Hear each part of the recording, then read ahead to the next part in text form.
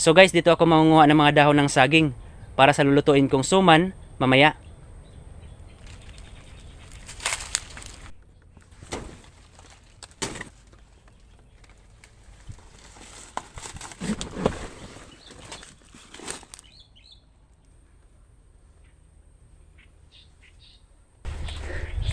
Yan, so ito guys, nakuha ko na. Ito magandang klase ng dahon. Ayan oh. Wala siyang sira guys.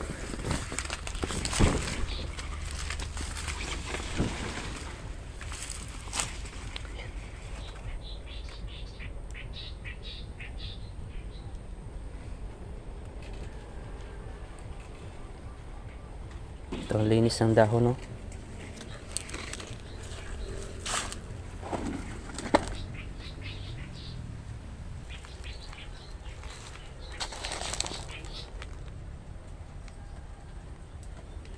Dito banda guys, meron akong nakuha ng mga hilaw na saging.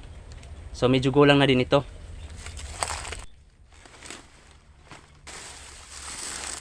So ito guys, yung nakuha ko na saging. So medyo gulang na ito guys kasi meron ng mga itim-itim yung kanyang mga bunga. Malaki-laki din guys. Dito na tayo sa pagluluto ko nitong suman. Narito na ang mga sangkap na aking ginamit. Kailangan natin ng hilaw na saging. Bali 2 kilos ito.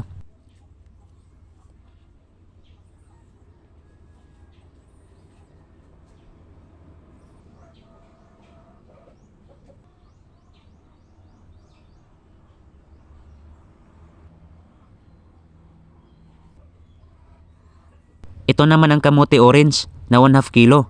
Mga na-harvest ko ito nung isang araw.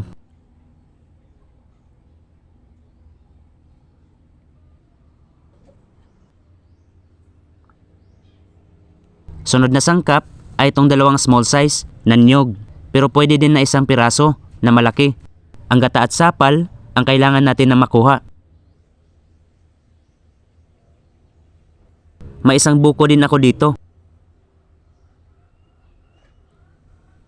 Hahaluan ko din ng 1 small pack ng Bear Brand powdered milk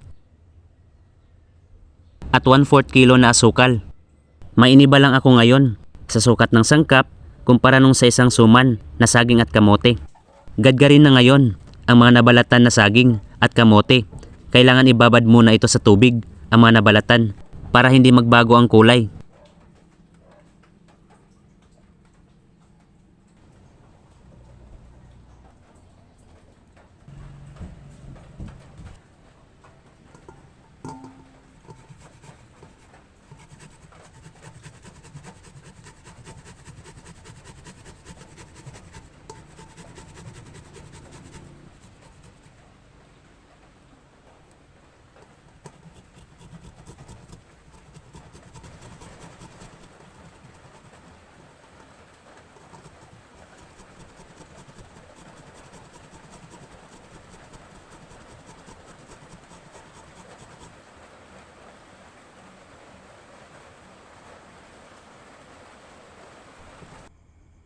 Ito na ang mga nagadgad ko kanina. Magtunaw na ako ngayon ng konting asin at powdered milk sa 1 cup na gata ng niyog.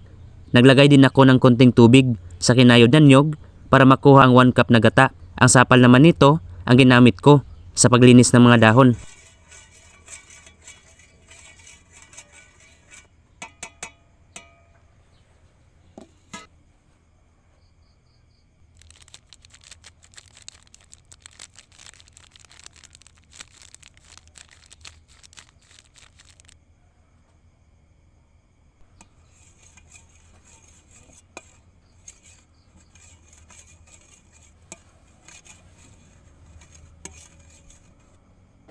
Ilagay na ito sa kinayod na saging at kamote.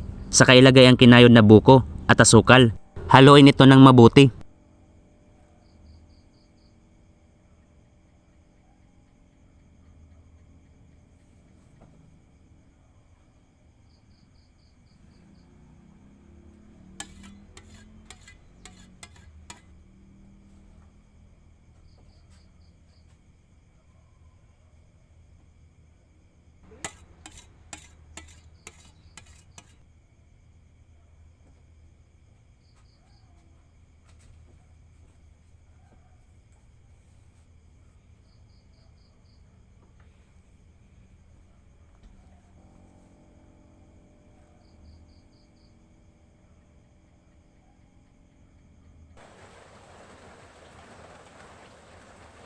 Babalutin ko na ito ngayon.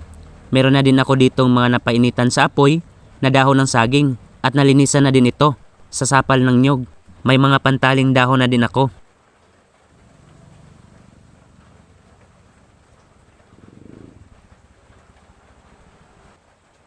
Effective itong paraan ko sa pagbabalot nitong suman para mag-lock ang ating mixture sa dahon at hindi lalabas.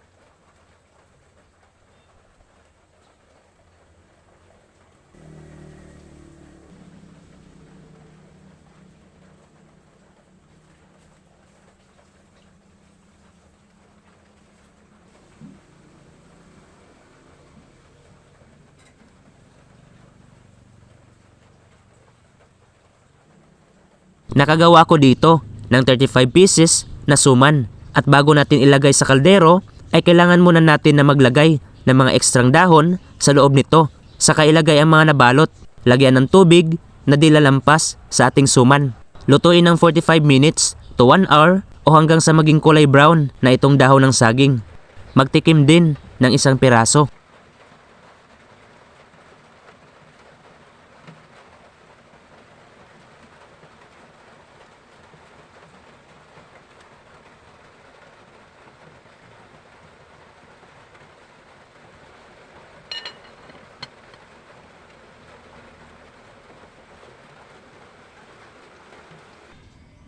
So ito na guys ang mga naluto kong suman na saging na may kamote orange at buko. Matitikman ko na ito ngayon. Ipapakita ko din sa inyo ang hitsura ng loob.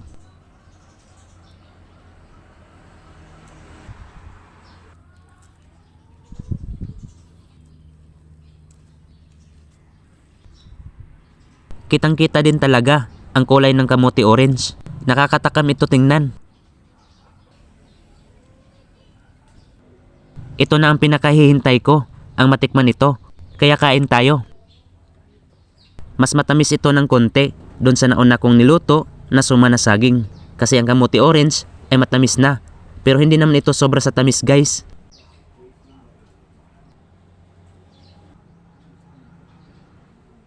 Pangatlong luto ko na pala ito sa suman na saging. Kaya kung gusto ninyong malaman kung ano ang lasa nito, ay sundin lang ang aking procedure at mga sukat ng sangkap. Sigurado akong masasarapan din kayo.